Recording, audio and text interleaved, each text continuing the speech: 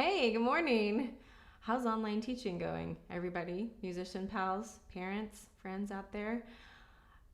Pandemic is really putting us into like a dystopian novel, but wouldn't like the dystopian novel or the dystopian book that I feel like I'm caught in lately is this children's book from when I was a kid called If You Give a Mouse a Cookie. I'm sure you've seen it, or if you're a parent or a teacher or a kid, you maybe like remember reading this.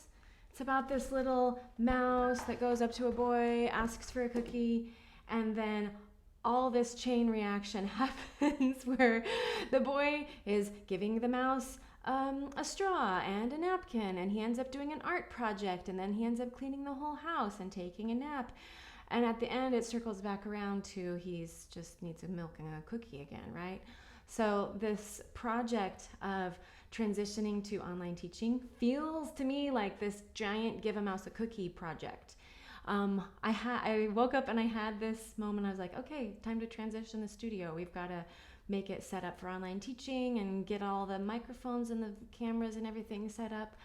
And so when I very first pivoted to online teaching, this is what that looked like. This was my current studio a few months ago, beginning of the pandemic. How long ago has that been? So this is the studio like a few months ago.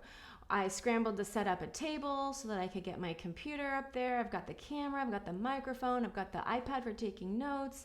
You can see my music stand, a crazy, filing cabinet. But then there's shelves of music, and there's pianos, and there's the children's instruments, and oh my goodness, the office was just a total disaster. On top of that, oh my gosh, since the beginning of working in this studio that's in my backyard, since the beginning of working in this studio, we had this old ratty air conditioner unit, right? And it functioned for cooling the space to some extent. It was totally noisy. It was rickety, rickety, rickety. And while that absolutely cannot happen during a lesson because it was obtrusive sound pollution, right? And so we would go like with an in-person student, like we would go sound, air running, then turned off, then running again, then off again. Well, that thing just eventually bit the dust. Plus, it was way too noisy to have on during online teaching. So I'm here in Southern California and it's warm outside and I can't run the air machine and I'm teaching in the room and I'm trying to like interact on video and I'm just like dripping down sweat and my makeup's melting off my face. So I said to Ben, who is my husband and the pianist in this relationship, I said, it would be great if I could, have a space in the studio where I could just turn on the camera and have a place to do online teaching that also doubles as a good in-person or an in-person workspace, and also it's just easy for clicking on the camera and turning on a live stream, checking in with a Facebook Live or running a group class or posting a video, a tutorial video. Can we set up the camera so that I can just click the video on to do that? That was the bait. That was offering the mouse the cookie. Because what ends up happening then is, oh, well, you can't be out here in a hot office because the air machine is too loud. And if you're going to be on camera, you don't want to be uncomfortable with lights and, lack of circulation. Cue the entrance of the plot, the new air machine. So we decide, okay, well, maybe with, these, small business, stimulus money that we're getting from the government or whatever, maybe we can cover the cost of a new air machine. We've lived in this place for 15 years. Maybe we could, spring for a new air conditioner unit. So Ben researches, finds the air conditioner unit, says, okay, I've ordered the air conditioner unit. I can probably install it when it gets here. He says. He's here. He's laughing about this. He knows he did this. So he orders it. He says, I'm going to be down at the selection room when it arrives. So can you receive the shipment? The delivery person will probably just leave it on the porch. Okay. So delivery person arrives. Thank goodness for delivery people who are helping us get all of our packages. Thank you, delivery people. It is a semi. It is unloaded by forklift on a pallet. It is this much of an air conditioner unit, and all the piping and the ducting and the tubing and all of the things are on a freaking pallet. So the driver says, "Where would you like me to unload this?" Definitely not going on the porch as we previously expected. So the air unit comes into the backyard. Ben gets home from work and he says, "I might be out of my depth in installing this." What was your first clue? That it arrived on a pallet? Okay, so then looking at the instructions, we realize it's going to take an electrician to run a new voltage electrical outlet to where we want this installed, up on the top of the room, so that it's out of the way, and it's supposed to be whisper quiet so that I could hypothetically run a video or have a lesson going while the air machine is cooling the room. So this, fancy pants, quiet air conditioner unit up at the top of the room. Really good move. Great unit. Works great. Fabulous. So electrician has to come in, drill some holes in the wall, run a new plug, and that step is part of the cookie story. Then on my morning walk, I see a poster, a bright hot pink poster board stapled to the telephone pole that says, "Need air conditioning help? Call this number." Some guys from my neighborhood looking for AC work. I'm like, maybe there's a local person that is, looking for some pandemic work on the side. Let's call these guys. So these guys come over, they take a look at the new plug. Yeah, the plug will work. They'll take a look at all of the stuff for the air conditioner. Yeah, we can do this. 12 or 16 hours later, they install the unit for us. In the meantime, we now have holes in the wall where the old unit were, and holes where the old unit was, and holes in the wall from where the electrical work has been done. So we have a hole in the wall right above my head here, covered over with cardboard and plastic so that we can still, have lessons with opening to the air, right? So we decide, well, it's kind of nice having that light. Maybe let's turn that hole, instead of patching it with drywall, let's turn that hole into a window. So 2 musicians going to Lowe's or going to IKEA looking for drywall supplies, a new window. We're going to patch the wall. We're going to paint. We're going to replace the rug while we're at it. We're going to reconfigure the workspace. So before we can even start this installation of this air unit, all the stuff from the office, might I remind you what was in the office? All the stuff from the office has to be moved out of the office to where, you might ask? The garage. But the garage is filled with the previous project, like the piano in the treehouse project. So the garage we have to take a day to clean out the garage. He's still laughing because he knows the treehouse and the piano treehouse is his baby. And we had to clean out the garage so that all the stuff in the studio could move into the garage so that we could do the construction on the studio without damaging any of the instruments or getting the music all dusty and whatnot. But might I point out to you this killer heavy filing cabinet in the back corner filled with music. It weighs 1,000,000 pounds. It could not be moved by any humans, and we did not have a furniture dolly or anything like that. So we removed every piece of music from the cabinet onto a table outside so that we could move the cabinet out of the way so that we could paint the wall. But behind the cabinet, guess what we found? Mold on the wall, on the drywall. So late at night, so many late nights. So many episodes of The Office running while we worked in here while the children were sleeping in the house. Ben chipping away the drywall, chipping away the moldy from years and years ago. The leak had long since been repaired, but the drywall was moldy underneath, so he's chipping away moldy drywall and baseboard that was behind the heavy filing cabinet, and all the music is in stacks in the backyard and in the garage. So we've got that going for us. So this studio then has patched formerly moldy drywall, patched holes where the electrical outlets used to be, not to mention the electrical outlets that were once in the middle of the wall. Ben says, you cannot shoot a video with an electrical outlet right behind your head. We have to close that hole and drop the outlet down to the floor where it's supposed to be.